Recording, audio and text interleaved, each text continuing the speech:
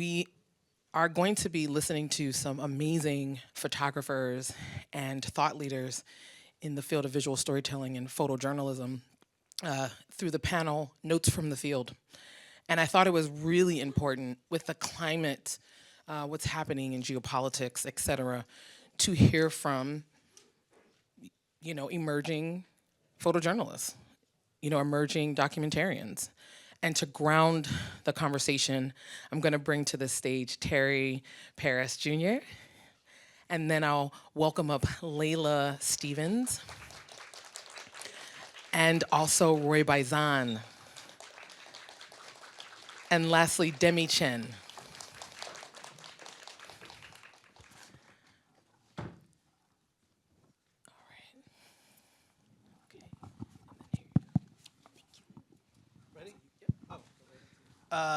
Hi, everyone. Thank you for being here. There's going to be photos up here. Is that correct? Okay. I hate this headshot, by the way. I know I look like that, but I hate looking at myself. And also, you can tell that that's pretty old. So, because I'm a lot more gray, and this was just taken last week. So, yeah, right. Yeah, the election. Yeah, you too, right? Yeah, you were jet black, I'm sure. Yeah, so did I. So did I. Okay, well, thank you so much for being here. I'm really excited to sit on this panel. We'll get into the panel in a minute, but we're going to do just a tiny bit of introductions of myself and the panelists here. So my name is Terry Paris Jr. I'm a journalist. I've been a journalist for about 15 years. I'm what we now call sort of an engagement journalist. I have really focused my career on participatory journalism, getting people involved in the stories that we tell, and have worked across sort of the spectrums and mediums, for-profit and nonprofit, radio, online, and newspapers. And I also do a lot of organizing within libraries, within communities, to help tell stories from the ground up with and for and by the communities themselves. We'll get into a little bit of some civic engagement projects, but I don't want to spend all this time talking about myself. So we'll move on to Layla. Hi. Hi. Okay. Um, well, thank you so much for everyone being here today. Um, my name is Layla Ann Marie Stevens. I'm a 23-year-old photographer based in Crown Heights, Brooklyn, born and raised in South Jamaica, Queens. I am not only documentary photographer, freelance, but I also am a social media and communications manager for a nonprofit organization in New Orleans called the Black School. Um, and there we promote Black radical history through art making. And so with this work aligned with multiple nonprofit organizations that I've grown up and been around throughout my youth. I've used those social skills to create work that is socially engaged along with youth and mentorship as well. So my work has been frequently published in the New York Times, Metropolitan section, National Geographic, The Nation, The Guardian. Last year I was a Magnum Foundation fellow. Where I met Roy. And it's been a pleasure to get to know you. Last year was a 2024 Aperture Portfolio Prize shortlisted artist. I've been a member of Black Women Photographers, Diversify Photo, and Scope of Work, which promotes youth mentorship. Lovely, lovely. It's so good being here with you guys. Well, hello everyone. My name is Roy Baizan. I am a documentary photographer from the Bronx. Born in Sunset Park, in Brooklyn, but raised in the Bronx, all over really. And my practice is really focused on grassroots movements throughout the city. It's focused on the community, the folks that live there, the workers throughout the city. and I try to kind of pull from a lot of archives in the city to understand where we're at today.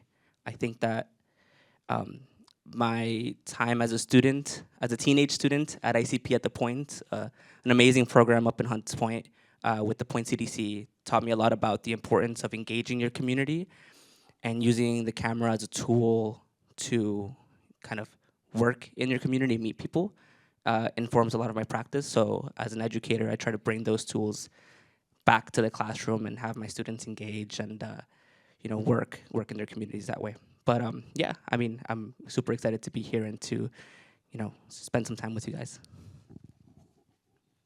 Hi. Oh, is this? Oh, okay. Hi, everyone. Thank you so much for being here, and I'm very excited for this discussion. My name is Yu Yu Chen, and I also go by Demi.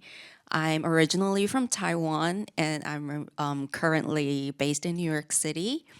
I came here in August 2021, which was like after the most serious time of the pandemic. And some of you might know that in Taiwan, like we were doing pretty well in the beginning of pandemic, but then I moved here, like everything changed for me. So I did a project based on my interesting experiences, and I'll talk more about that later. Other than my personal projects, I also work with Kids with Cameras. Some people might have heard of it. It is an education organization that works with different schools, shelters, libraries, and other institutes that will bring photography to children. Yeah, so I'll share more about that later too. Thank you. Awesome. Thank you so much. So I work on an initiative called Headway, which is an initiative of the New York Times, and it's sort of solutions-oriented focused. And one of the projects that we've been working on, or that I've been working on for the last 10 months, is engaging teenagers around civic engagement and their motivation, ages 14 to 19, but mostly future voters and not current voters. So we've been organizing them here in New York, a lot of journalism students, but just regular students too. But also having conversations nationally, virtually on Zoom and through various types of correspondence. And what I think is so interesting and what we're going to talk about today is, we talk a lot about civic engagement, and oftentimes we're thinking about voting and what ranked choice voting is and just voting for the president. And so much of the young folks that we've spoken to or that I've spoken to over the last 10 months, when we think about civic engagement, we really bring up there's like three things, which is, do I have a voice? What is my voice? Are we having a dialogue? Am I in conversation? And do I feel represented by anything or anyone, and not just identity, but values? And I oftentimes think the conversation around civic engagement starts sort of at the ballot box in some ways, and it doesn't really start like at the conversation and dialogue level and the community level. So that's what we're sort of going to talk about today is dialogue, is conversation and community through the work of these amazing, fine people up here. So, so with that in mind, and this is going to be a conversation too, and then we'll have 15 to 10 minutes at the end for Q&A. But with that in mind, let's talk about sort of representation. It is, one of the most powerful aspects of visual storytelling is really the ability to not just center voices, but to show. So much of that sort of gets lost in words in sort of modern American journalism. But photography, especially the work that you all do, is really able to show, marginalized voices, community in a slightly different way, and in a more, in my opinion, a more powerful way. Layla, your work with the Clayton Sisterhood Project and A House is Not a Home gives us sort of a window into the communities and stories that are rarely given sort of mainstream media space. And Demi, with projects like Reversible, the COVID project, you bring, sort of like experiences of individuals affected by COVID and sort of why that was important. I mean, we moved through COVID so quickly that I feel like we weren't able to really reflect, and I think that your work does that. So let's talk a little bit about sort of why this is important and why you all three of you sort of center community in these ways. And Layla, maybe we can start with you. I really love the sort of a house is not a home project, but talk a little bit about the importance of representation and marginalized voices in your work. Yeah. So A House is Not a Home actually recently circled back up within this past month or so. It was recently featured in a publication called GLQ with Duke University Press. And I started this project my freshman year in college.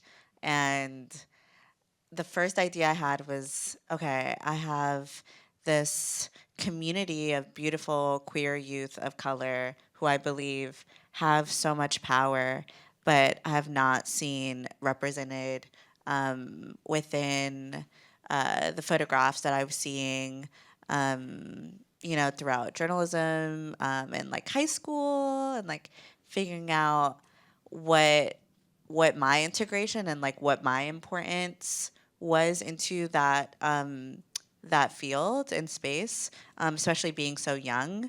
And I decided to turn the camera on them and figure out, okay, within the politics and identities that we hold of both being young, holding this intersection of sexuality and race, where where are we finding our home emotionally and spiritually? And so through those interview processes, you'd see that there's a portrait of them and their space that they self identify as a home for them, right? So it might be a park, it might be with a lover, and paired with an interview question.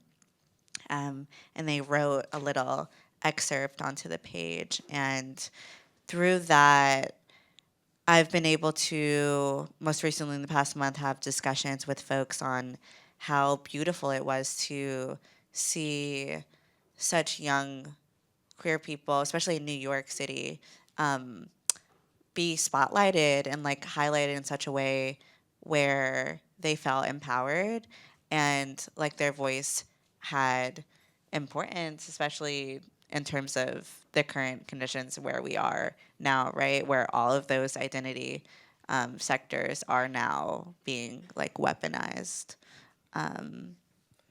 Awesome. And we'll talk about Irreversible in a second. But Roy, your work, you said you were born in Sunset Park, but you were raised in Bronx. The Bronx comes through so deeply in your work. Talk a little bit about that too, and like representing that space, which again isn't oftentimes represented in the same way in sort of modern mainstream media or local news for that matter. Yeah, absolutely. I mean, being born in Sunset Park, I think I grew into a community that was pretty tight knit. My mom came over to Sunset Park maybe somewhere in the '80s, and I think for immigrant folks, building community is like essential to your survival. So I grew up with like knowing my neighbors, everyone in the building, folks that were that had their shops up and down Fifth Avenue, La Quinta. And so when I left to the Bronx, I still had this kind of like seed about what community was from a very early age, and it only got, I think, further cemented when I had the great fortune of having like a stepfather. His name is Ricky Martinez, and he used to throw these block parties every summer as a way to kind of bring politics to the neighborhood. He was like always running for like local elections. He never won, but that didn't really matter because what stuck around was the act of bringing together folks, bringing salsa band to the block, and sharing food. And that remained. These core memories from my childhood of what of community was, and then you grow up and you move to different schools. I moved to different schools, moved to a different part of the Bronx, and I kept on seeing, and hearing how bad the Bronx was, how these ideas of the Bronx were like how violent or dangerous or harmful or dirty or whatever the the stigma was about the Bronx, that I just, in my mind, I was like, made no sense whatsoever because it wasn't true. But I realized, and I realized this when I took my first photography class at the Point, when one of our guest artists, named Danny Peralta, he used to manage the Point CDC. Shouts to Danny. He was showing some work about a graffiti writer from Hunts Point. His name was Cheese, because he had a beautiful smile. And he was talking about how, like, this graffiti writer was loved by his family, his friends, and he taught so many about the art of graffiti and expressing yourselves out on the street, And then he showed us, what happened to him. He unfortunately was killed, and the news only ran so much. And then he linked that to the way that the Bronx was portrayed. He's like, take a quick Google search on South Bronx or Hunts Point, and you'll see all of these images that are that stigmatize and dehumanize a lot of folks in the Bronx, right? Besides the burning buildings, photographers that would swoop into the communities and say, like, hey, this is the reality, this is the grit, this is what, what's happening on the streets, but none of it's true. A lot of it is like through a lens of not knowing working class communities and the resilience behind them to organize their own neighborhoods. And so that was like a big spark in my head. I dropped out of college. I was like, this is what I'm gonna do. The camera is a tool to go out and hopefully change perspectives and get to say, this is what I see in my community. And those memories and that thread, I think, tied back into wanting to go and talk to everyone that I saw. I'm terribly shy, but the camera was like, no, you get to go talk to that person and say, like, yo, can I make a portrait of you? And little by little, it became like a goal to say, like, hey, these are the communities that I see, that I've grown up with, and that my community works with, and these are the systems that we use to survive. We got to put it out there, because people really got to know that this is not how we are, and not for anybody else, but for us, because the communities are changing, and I think that sometimes the same photographs that were once used to stigmatize can be used to kind of profit off of. At least in the Bronx, right, we have a wave of gentrification, and some of those early photos of hip hop, or some of the resilience of the families organizing, are ways of saying, look, come to the new Sobro, come check it out. This is the center of culture, and that's not. It is, but not for the reasons that y'all think it is. So these ideas, kind of cemented themselves, and the camera was, again, a way to kind of reemphasize this. These are the systems of support and survival for us, and then I give it back. What do y'all think? What do you think? Did I do this right? And I think that, like, both in the Bronx and now back in Sunset Park, I still use those tools, because in Sunset Park we have something called the Plaza Proletaria, the Proletariat Plaza, once known Plaza Tonatiuh, and it's a union of workers, of street vendors. And this organization started back in 2021 because there was a criminalization of street vendors, and it was not just in Sunset Park or the Bronx, it was in Queens, it was across the city. And here we have a union that's organizing for themselves, saying, we've seen these things happening 20, 30 years, we still get tickets. We're gonna make a stance and organize ourselves. But then here comes people saying, no, the street vendors leave it dirty. They don't take care of the public spaces. And, I grew up, when I was in Sunset Park, my mom was a street vendor, and I remember running away from the cops. And I remember, like, no, we cleaned up after ourselves. I know they cleaned up after themselves. These are the lies that are being used to try to sway public discussion to ban street vending from public spaces, saying it's a quality of life issue. And then you use these tools to say, no, actually, not only are they well organized, not only are they cleaning up to themselves, they're politically educated, they're politically engaged, and they're out here to change and create another system of support for survival. And, like, it wouldn't have been possible if it wasn't for the community discussions and feedback that we got from them, to be able to say, these are the images we're going to put out there, this is how we're going to tell the story, because these images and stories and videos is what helps us create and sustain these systems of support. Yeah. Sunset Park is on my mind so much right now. I'm working on a project with Sunset Park Library to sort of bring community members together around sort of community information and news. A couple things I want to unpack before I get to you, Demi, is that I do think I'm so glad you brought up block clubs or block parties, right? Because it's such an important idea around civic engagement. I think oftentimes, just to go back to what I said previously, oftentimes we think of civic engagement as merely voting, but there is so much power and the cultural aspects of coming together that is civically minded in itself. You start with a conversation, you start with a dialogue, you start with culture, and then you sort of can bring folks along. So thank you for bringing that up. The other thing I think is really interesting too, you brought up street vendors and Proposition 2 passed, and that might, Street Vendor Project says that it's going to adversely affect street vendors, particularly in Sunset Park. And the library's getting a lot of emails about how do we protect our community, which is street vendors in Sunset Park. So it's really, there's a lot of things that resonate, and I'm thinking a lot about these days. But these are communities also that have been together in some ways. Sunset Park. Demi, you did a project that is an interesting sort of community that came together around COVID. And so, they're part of, community is like concentric circles in so many different ways. But your project focused on COVID and the folks around it. So talk a little bit about that and how you saw community present itself in that work. Sure. So my project's name is Irreversible. And I first started, I wanted to do that because I got COVID. And then I thought, because in Taiwan, like everyone was so cautious about everything, we were, before COVID, everyone was used to wearing masks all the time. And everyone, we hear about news about COVID, and then everyone was like so cautious about everything. But then when I came here, like, it was a totally different experience for me, even though when I was here, it was already after the most serious time.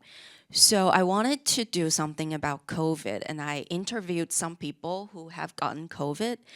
And at first, I was like, I was trying to find people to help me finish my work. But then I met one of my subjects. She has long COVID, and she was so happy that she could participate in my work because she wanted to she wanted to share her stories, but she didn't know how to do it, or she didn't have a tool to do it. But then photography could help people emphasize their voices. So she was really happy to participate in my work.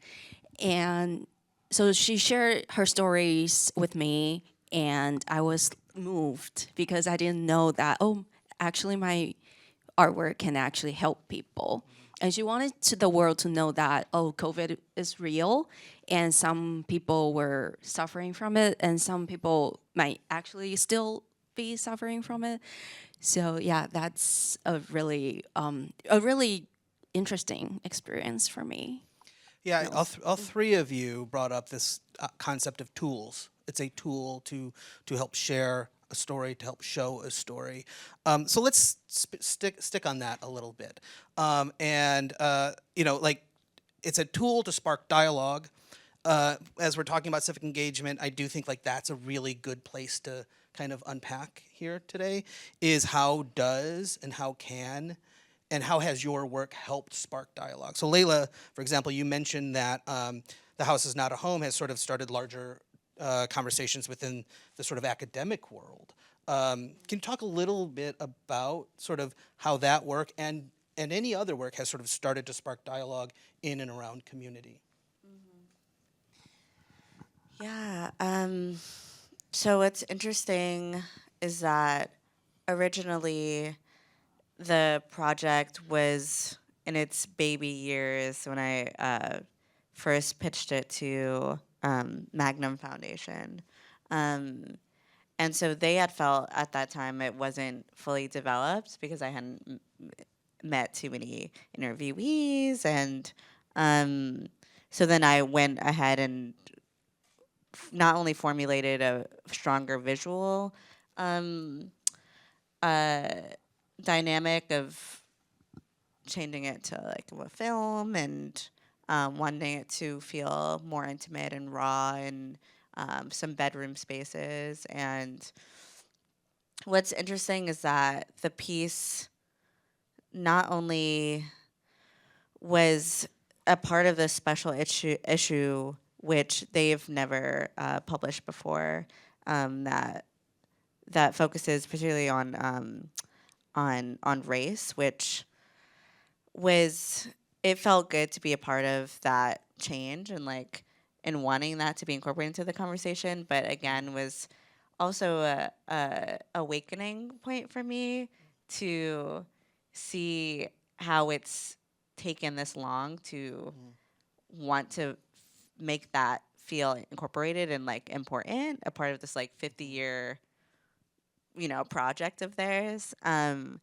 so it feels special. It's been received very well by, again, folks that have been a part of this interview process, their parents and friends, and also makes me reflect on the importance of the organizations as well that have made me meet these people. So a lot of the interviewees I met through an organization called Sadie Nash Leadership Project, which I joined when I was 17, which encourages youth of color in New York to become agents of change through workshop facilitators that speak about economic power, speak about what it means to hold actions and rallies in your own communities. What tactics or tools can you use that is special to you so that as a group we can become a stronger force? And so many of the women in the project, Andrea, Kendra, I met through that project, and it's been 6 years of us knowing each other. And I was like, okay, this is a long time coming, and to see this personal relationship grow into a now professional and like academic space um, is bone chilling and special. I'm glad you brought up sort of the length of time, sort of this longitudinal relationship that you have to have, not always have to have, but you in order to find impact, in order to like build community or connect to community, there's sort of like this longitudinal look at space and people. Roy, how does this resonate? Like, how do you think of your photography as a tool to spark dialogue, but like in a sort of longitudinal kind of community, this sort of longitudinal community building space? Yeah, I think similarly to you, Layla, it was an organizational kind of thing that like helped facilitate a space to have workshops, to have like public assemblies where everyone from this organization Plaza Proletaria could come up and say like these are my conditions, this is what's happening, this is what I see, this is what I hope to change, and spending a lot of time kind of coming from these assemblies, these public workshops, these conversations, and then saying, all right, what do we need? Where do we go from here? But spending a lot of time, I think we've been working there for 4 years through some really like low tides where we have more of a time to discuss, and some really intense moments where it's not just facing policy, but we're facing straight up like NYPD and Parks Enforcement Police removing folks. And so it's like getting from them their perspective, their understanding, their wants and needs, and then you reflecting on like, well, what tools and what can I bring to the table here? And so the tools that I have are, photography, some video and audio, and storytelling, right? To say like, let's weave your voices and these things, and put a call to action. Part of it is like the long form documenting to show this is the process of us gathering together, organizing. These are the things that we did to get to this point. But sometimes I think that these things find not only relevance now, but then we look back 10 years from now and say, oh, this is the movement that did that. But right now, we gotta pay the bills, and right now we gotta put food on the table. So then that's where you whip out the Instagram reels and those tactics to be able to say, like, this is a call to action, pull up to the park, support, these are the things that we need so we can maintain the movement. And so I think of that very collaboratively, because it's like I used to want to be like a fly on the wall, just photographing and be like, oh, we're that documentarian. But it's not true. Our conditions don't, at least for me, they do not work that way. We cannot be like, at least for me, I'm like, I don't feel like an objective person in this. I'm very much a collaborator. And I'm going to be there with you on the front lines. And if I got to put my freaking camera down to do something, we're going to do it, because it's a tool and it's a tool. It could be both. It could be both. Someone write that down. So, yeah, and like, very literally, like Gordon Parks said, like it was a weapon of choice for him to go out into the communities and show these things. And I'm like, okay, well, let's do that. Let's use this as an organizational tool to inform folks and bring folks on, so that we can, create stronger systems of support. And as we transition into these very turbulent times, create organizational systems that support us, because that's where we're going to find, I think, for me, like for us, that support and survival in the future, those systems of support. So that's just a tool for us to build that. And then just to talk about irreversible, you've created space for folks who felt that they didn't have space. How did you do that? Why was that important? And how did that sort of spark any dialogue around the work that you created? I think my work is, unlike Roy and Leila, it's less about changing anything, but it's more about sharing.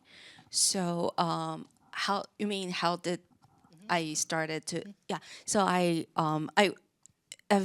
the beginning I just wanted to do still photographs, but then I think it was also good to record the interview process. So I started to talk about their experiences, and she was talking about, oh, she was so emotional, and that made me very emotional too. It's not just about creating like visual, not it's not just about creating photographs, but also sharing about her emotions. So I think that created a dialogue, because like she has a way to share her things, and then through, because I also made a book and I had exhibitions of it, so her stories can actually be shown through a larger community. And I had a solo exhibition this year in Taiwan. So I was very glad that I can also bring that back to Taiwan, and then the people there can also know, oh, this is what was happening in New York. And then because I printed my images on glass, which is not very common in Taiwan. So that also sparked another like dialogue, not just the story behind the photographs, but how I made the photographs. And I was really happy that I got to do that. And people were interested in, oh, how I made the images, and like what the stories was behind that. I think that's also very important for like sharing and educating like throughout the world.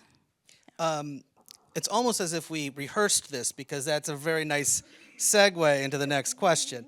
But Roy and Layla and Demi, we've been talking about sort of giving back and sharing, and I think it's a good time to sort of start like unpacking that when we have a room full of educators. And so let's talk about students, mentorship, teaching, giving back. Demi, let's stick with you. You, through Kids with Cameras, you did some educating in Red Hook. Talk a little bit about that. One thing that I thought was really interesting that you had said is that, and this is also something I very much believe in, this sort of ladder to sort of civic engagement involvement, is like casual conversation. Like having a conversation without sort of inundating them immediately with like homework style, hierarchical, top down, like you're the founding fathers and that's civic engagement, right? Like I really loved that you had said that. So let's talk a little bit about how you did that, why you think it's important, and what came out of those classes. Yeah, I mentioned that I work with Kids with Cameras. They work with different schools, and I taught in Summit Academy Charter School in Red Hook, Brooklyn, for 3 semesters.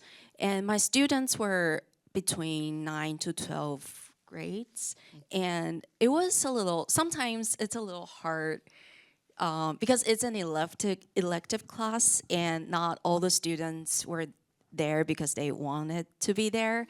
Yeah, sometimes I mean, it is school after all. Yeah. and well, it's very, because I had experience teaching like after school programs in elementary schools. That is a whole different thing, because most of the students they get very excited about photography, but high school is a little different.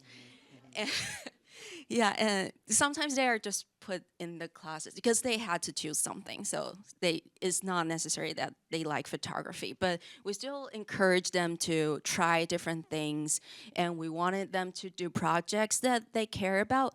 But oftentimes they don't know what they care about. I just go to school and go home, and they don't know what they care about. So I think it's very important for us to like talk to them and have just like casual conversations and find out what they like. Like there was one time it was pretty interesting because some of my students were on the basketball team at their school, and they were watching a video of their game in photography class, which I thought it was not the best thing to do. But I was actually happy that because they were watching the game and they were thinking about what they should do better next time. So that's a way for us to find out, oh, they care about basketball, they care about something, even though that's not appropriate to do in class to watch a different thing. But that was interesting. And also, there's an activity that we like to do with the students. And we're bringing newspapers and magazines so they can find the images and the text they like and cut them out of the papers and make a collage. That's just another way for us to like know about what they care about. Yeah. Roy and Leila, how have you worked with young people, in a education mentorship way, that gets them to think about themselves, their representation, their communities in different ways? So I've been a long-term mentee and have had the pleasure of having about 6 really solid mentors throughout my early college years and late high school.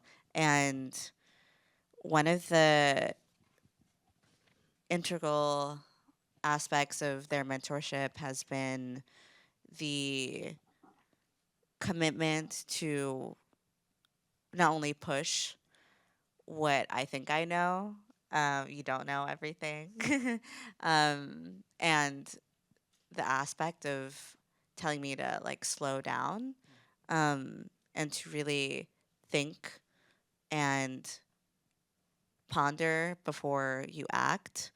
And this not only goes with any career development, but more emotional and uh, It's like living social in the skills. world, right? Yes, yeah, and that is, I think, one of the most crucial and important aspects of building a relationship is looking at them and the human aspects before looking at, you got to get this project in, and why didn't I get this homework assignment.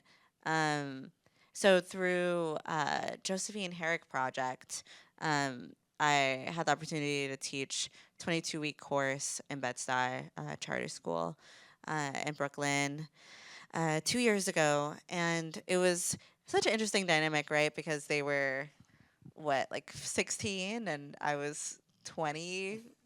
And I was like, okay. I'm like, at this point, y'all feel like you're practically friends. But it was such an interesting position to be in. But I also use some of those same skills that my mentors had instilled in me throughout these multiple nonprofit works that I had been in, uh, to look at the shapes of like their values. Where have you been born? What is your birth story? What's your life story? Write it out, right? Like, I'm super influenced by poetry. So I like to pick out words. And let's get started with this before we think about what image you want to make. They were so rush to feel like, okay, I want to shoot this, and hey, can I take Jessica out into the hallway and shoot her right here? And I'm like, okay, well, let's think about the lighting, right? What feeling do you want to evoke? Let's think about emotions and feelings first before we think about the result, and tangible result. Um, And so that allowed some closeness between me and the students to be able to open up and build a relationship, especially in such a short term program. And it was beautiful. It was a really beautiful experience. Roy, what's been your experience working with young folks? Yeah, I think what really has been resonating with me from both of you has been the with you, Layla, it's the slowing down and asking to consider the emotion, light, composition, all these things before we jump into making a photograph. What do you feel? Where do you go from there? Because it's I think that life is already very fast and crammed, and there's already so many things that our youngsters are dealing with. That before we get started with any class, we do like easily like a 15 to 20 minute check-in. How was your week? What are you feeling? Did you eat today? How was what's going on? And we do that every week. We have like a round table, or my students like to call me because it's a rectangle table. So they're like, we'll do a rectangle table conversation. Um, and like we have our collective journals. Like we all have like these little notebooks that we carry, and that as we go about our week, we kind of jot down what we've been seeing throughout the day. And even if you didn't make a photograph, what spoke to you about the moment, and getting to know what interests them, right? What do they care about? And we kind of tackle these questions that I think at these formative years can be sometimes existential. One of my students a few days ago was like, yo, I don't know how to tell my teacher that photography is an art. And the theme here is like, he's like, actually, I don't know my theme. It was like he doesn't know his theme because he doesn't know how to approach it. And he was trying to find a way to like correlate these things. And so we spent some time after class just trying to figure out like, what do you do? What is your routine? How do you feel about that routine? And I think by the end of the class, he was like, actually, I think I'm gonna just take some time for me today, and just process, and then try to find a way to come back to the teacher and tell them that like that maybe this framework isn't working for me, and I want to approach it slightly different than what maybe this is the prescribed way to do this. Because there's like a rigidity I think that sometimes like um, doesn't allow for the creativity to burst out of these things and say, maybe I want a collage and work my way through images and storytelling this way. Um, so like we take a lot of time, and even at the very beginning of the semester, like I'll have like a curriculum in mind based on the theme. Like it could be street photography or like darkroom one, but there's always like a little bit of space in between there that when we start the class at the semester, I'm like, well, what do you want from this class? What do you want to take away? Is there something that you kind of piqued your interest in this that maybe you want to take some time to learn about? We can accommodate for that because I don't know everything. I don't have all the answers. And you have a lot of lived experience and things that you're interested in. Let's accommodate time for that so that way we can, regardless of a final project, you can come away with the tools that you need to express yourself and not have to worry about some of the rigidities outside. This isn't necessarily have to be a space like that. But yeah. I think like the words of like slowing down and values and what do you feel like these working with young folks this summer, and I also teach undergrad at Queens College, and so I have like 19 to 20 to 21 year olds, and it almost is, it's so interesting when you say what do you feel, it's almost as if they've never really been asked that question or given the permission in a classroom or something to sort of to like the to explore that, to like really kind of be like, okay, I'm not being inundated with information. I'm not being told what to think or what to feel. That someone, in this classroom setting is creating a structure, not being rigid, but creating sort of a structure and safe place. I mean, that word has come up a few times to like really dig into what our values, what their values might be. And I just wanted to tie that back to like civics before we go on to the next question, which is that, I think there is Layla, I think you said something like this. Demi, you did too. It's like they don't know, they're not sure where to start. And I think like just in the world, I don't know, sometimes know where to start. Like we had 6 propositions on the ballot for those who did vote. Like none of that language made sense. We all had to sort of do our own sort of research on what that was. And I think like creating a space to have this conversation, to understand what we care about, whether it is taking photos or going to the ballot box, like what we care about, what we think, and then the space to explore that, I think is incredibly powerful, and even more powerful for young folks these days. And so, yeah, I just want to underscore the sort of theme of this last little section of like slowing down, finding ways to understand values and underscore values and have like students underscore those values. And I think this is leads into our sort of last question of the afternoon, before we get into the Q&A, is sort of like where we're going, where we all hope you all hope to go. You know, where you want to go with your visual, with your photography, with your mentorship, with your education, the legacy that you would like to leave, which is a kind of a funny word, and every 2 years I feel like it's a different legacy. So let's talk about that. Like, let's just go down the line and talk about where we want to, where you want to be with your work, with your community. In, you know, I mean, it's hard to say like 10 years down the line, so I'll just say like 2 years. But where do you want to go with your work? Layla, sorry, let's start here. Yeah. It's a hard hitting question. I have so many dreams and aspirations of my photographs being in this library, large institution somewhere. um, and I think many of the hopes contain this feeling that not only are Black women and girls seen as valuable, but are worthy of being valued by everyone across the world. And this visualization I am stuck to and am committed to. Clayton Sisterhood Project, which is a black and white photograph of my family members in this driveway. I have seen being picked up by you know, when it's often being displayed, right? Because this one particular image feels like a community, which feels like a tight knit representation of all of us. We're looking them in the eye and saying, "Hey, like I'm here. You are going to see me. I deserve to be seen." Right? And intergenerationally, we have always been taught in my family that we are valuable, and despite outside societal expectations or norms, right? And so I will always look at Black women photographers in the archive, Black women writers in the archive, photographs of them, portraits of them, and will create work that is inspired by that history and that legacy. So I only hope that this culmination of my images that will soon live in this large archive to be a continuation of that, because they have laid the groundwork and the foundation for me to want to create the same, right? Like I was divinely placed to want to extend and expand that message.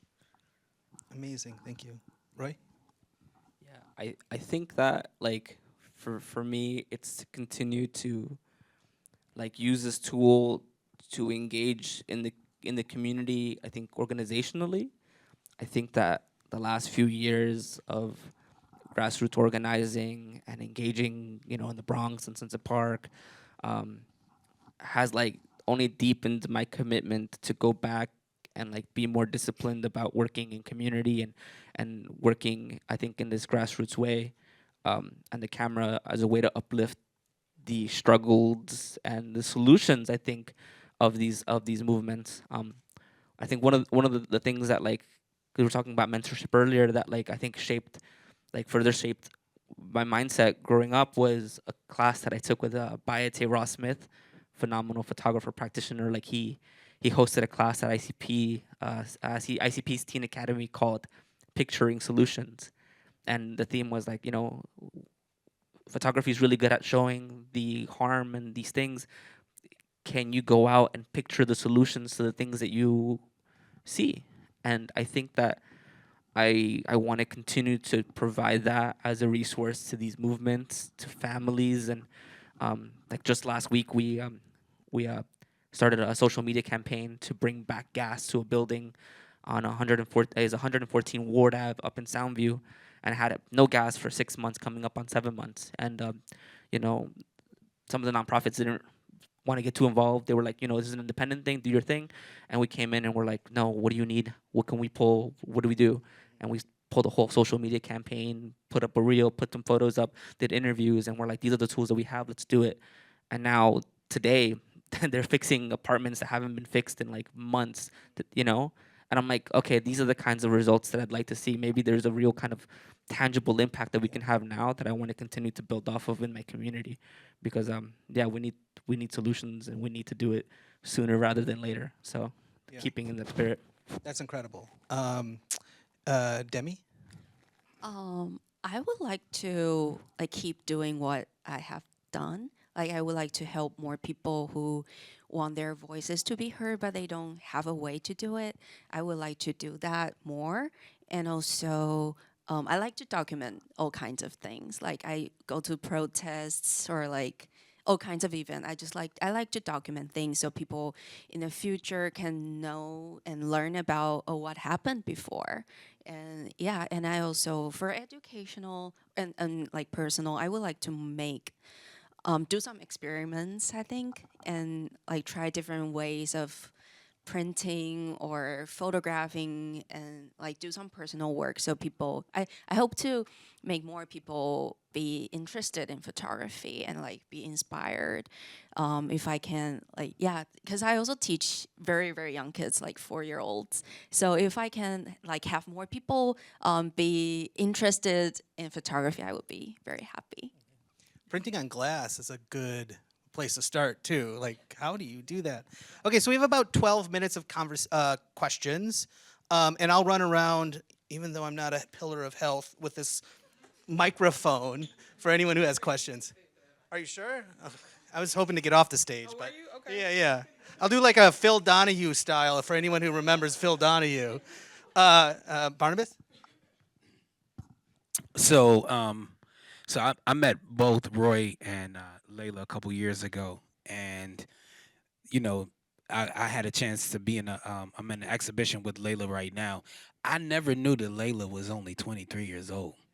I thought she was like this like mature person. I thought she might just the way that she speaks. I was like, man, this young person has a lot of great ideas. This person has a lot of great ideas. And now to find that you're actually only 23 just really is inspiring just to kind of see what you will do.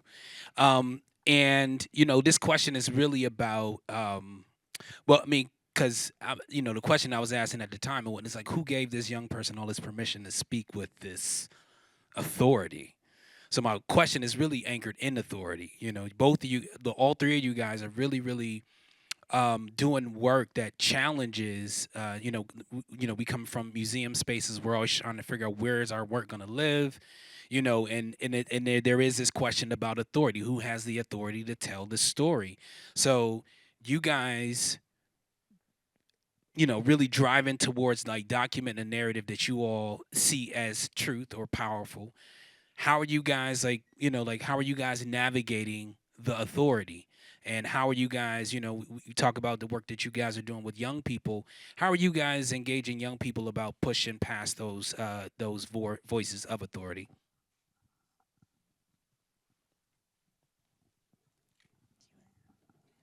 Yeah, yeah. I think about I mean, in terms of like authority and who gets to tell these stories, I think it's still a collective act of like not only having the tools but sharing the tools. Um, I will come back to Ward Avenue because there was a moment of hesitation from the tenants where they were like, but who are we to take the sidewalk and march around our community and say, yo, we don't have gas? Um, and we had to bring up that like history sometimes is seen through photographs, and sometimes we see the black and white images and say that's history. Um, and we have to remind that they're not just passive members of history, but they're an active members of changing history, and that even the photographs that they make on their phones of like the shitty conditions is an act of saying, it doesn't matter if Univision isn't going to cover me today. This is what's happening right now. And so, it's like making the photographs is creating like it's practicing your power. And I think that like the more we not only like use that ourselves, but pass those tools on in our, you know, educational environments, in our family, like, you know, I love showing my mom how to use her cell phone and make photos because she didn't like photography. And then we found a way to unite by making photos of flowers. And then she got out the house more and she was like, actually, I'm gonna get the fuck out of here. My bad, yo. But like go see more things and go engage more folks.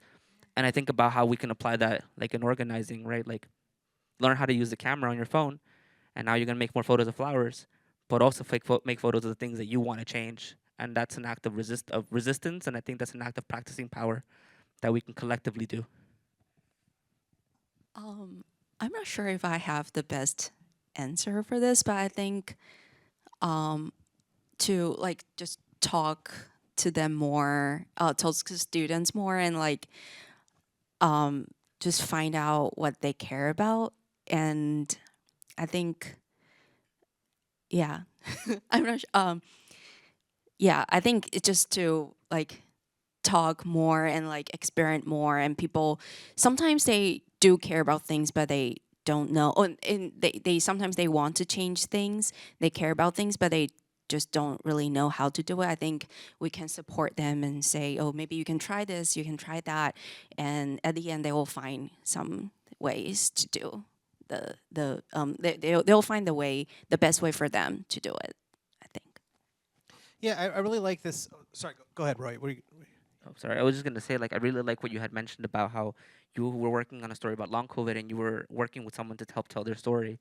Sometimes maybe we can be like mediums for that too, and I think that you're actively resistant to that and putting those stories out there, and I really appreciate that about how you framed it too. Yeah, I think there's something like transferring authority. If like young folks look at you and are like, these guys got it together, they know what they're doing, and then you give them sort of that space. I think that is incredibly powerful for a young person to like feel the tension of authority, and then like their confidence can grow. Um, Layla, Yeah. Thank you. um, I would say it is exactly that. It was the mentorship and the actually like the seriousness of them wanting me to go fully fledged with this idea or this thought that came to my mind. Um, and I think that seriousness caused me to have this sense of authority for myself, right? Because I have this person, this older person who inspires me and cares very deeply for me outside of my parents and outside of my family, who wants to see me grow and prosper. And so, to that, I have to put my back up straight and uh, deliver that result.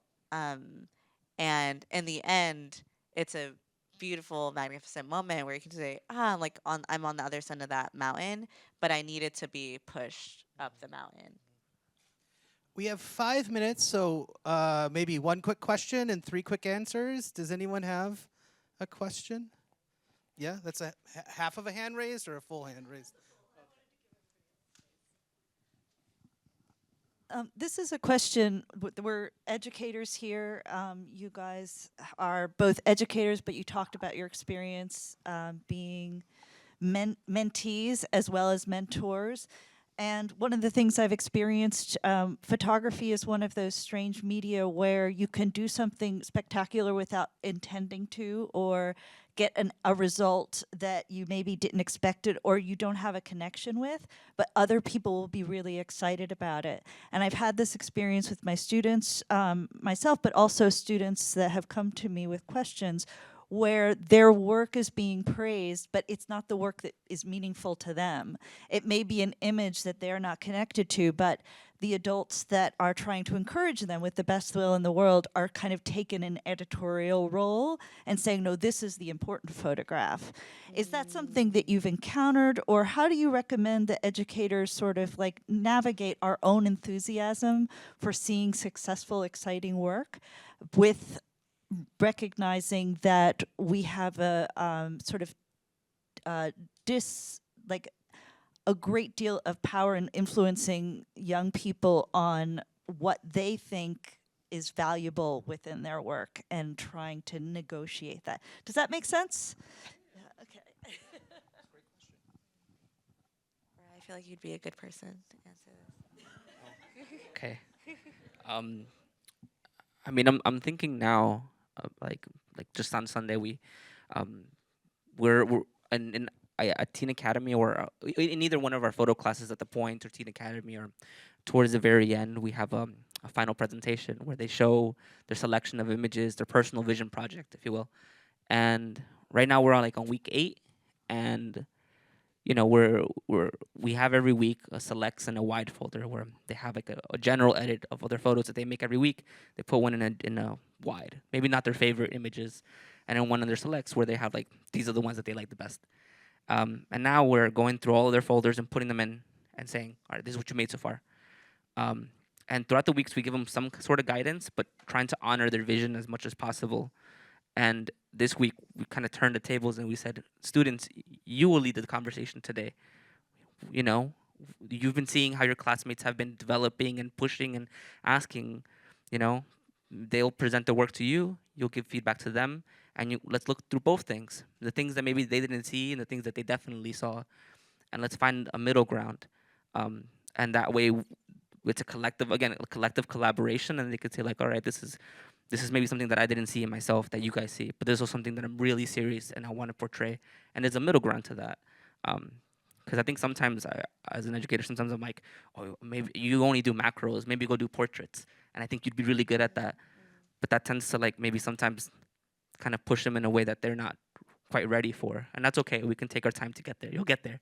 Maybe macros are really portraits of the things that you're making. And you're practicing that now. But like kind of like letting them kind of take lead and you give a little bit of feedback, but then open it up to everyone else. I think that has been successful, because even the students that I thought didn't have any work and they said, I don't have any work today, we'll stick around after class and we look and I'm like, yo, dog, dog, Angel, you have such great work. And you thought that this wasn't great. Let me just let you know that this is phenomenal work. And, you don't have to be rigid. You can experiment in all kinds of ways and we can find a way to make it work, because all of this is you. And we'll find a way to make it all work. Demi? Yeah, I can share an experience for being a mentee. When I was in grad school, we had to do a thesis. My thesis project was irreversible, what I was just talking about, and it was a body of work. There were 23 images, but in our thesis exhibition, I only have space to show 4 images. But back then, I had a different opinion than the curator, because I was like, oh, yeah, because she was great, and she picked 4 images for me like really fast. But there was one picture that I didn't really like. I mean, I like all the pictures, but I would prefer another one. So I was trying to like, oh, can we do another one? But then um, she said this is the first time that people would see your work, and it would be better if they can just because the one that I didn't want was it's too literal. Like I wanted mine to be more symbolic, but she was like, if you picked another one, then people might not know this is a body of work of COVID. So we want one picture that people can know, oh, straightforward and like directly, oh, this is what you're talking about. So I think it's very important for educators to maybe let them know the reason why you want something different than they wanted. Yeah. The balance. Layla, any final thoughts on this? Yeah, I would say similarly to Roy, it's been a thing of like steps. Let's not go fully fledged into what I believe would change the image to what I think would be better, quote unquote. But let's see what the patterns are of their visual skill set, right? So someone might take a close up images and portraits, but you'd want to, just recommend they back up a little bit, right? It it's a process, right? Like we can do 10 images that are close up, but let's just try 10 images where you're far away. And that way we can figure out, oh, you know what? Actually, I never looked at it this way. And I guess combined, both of these look better side by side, right? So we can pick and choose, but at least as long as we encourage this opening of their eyes. That way, there can be room for experimentation, which is really what the key highlight is. Awesome. Thank you so much. I don't know about you all, but I had a super fun time on the stage with you. So thank you so much. Brilliant. And thanks to everybody for being engaged and wonderful questions. Just one small minute. I just wanted to say a heartfelt thank you to Terry, Layla, Roy, and Demi for being so candid and being so open with sharing the importance of community building, also connecting it to issues that impact us as individuals and beloved community, and also us reckoning with where your work will be in the future, the not so distant future, right? And so just give yourselves a round of applause, and you give them a round of applause. Terry, thank you for the amazing moderation. Thank you so much.